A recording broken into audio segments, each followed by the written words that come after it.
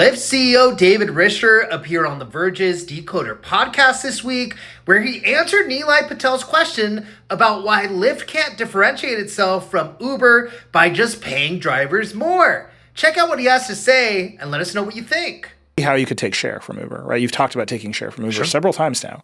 One way you could do it is to just say, we have more drivers because we pay them more money. Does that come out? Have you modeled that out?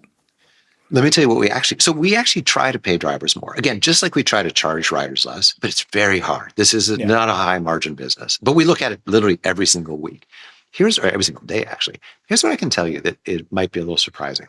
We have a 29-point advantage over the other guys on a dimension that I really care about, which is which rideshare platform would you prefer to drive for? 29 points in preference. There's actually another question that's adjacent to it that we ask every quarter, which is, does driving for Lyft give you a sense of pride, or driving for the other guys give you a sense of pride? And we also have, just coincidentally, a 29-point gap in both of those for all sorts of reasons.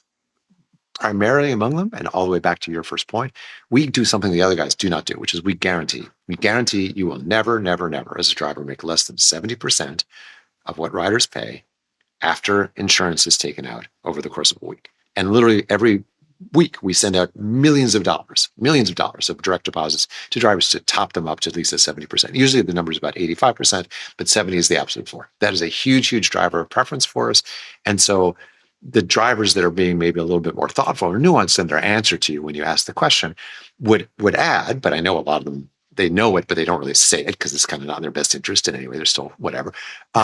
Like, I know that Lyft has actually done some real work here to make sure that our pay is at least a floor. Because that we can guarantee. We can't guarantee demand. We can guarantee we're never going to pay you less than 70%. So that's a very long way of saying it's hard for us consistently to pay more.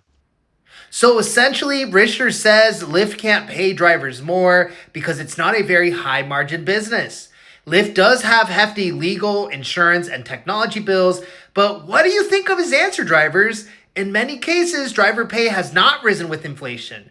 Drivers are now working more hours to make ends meet.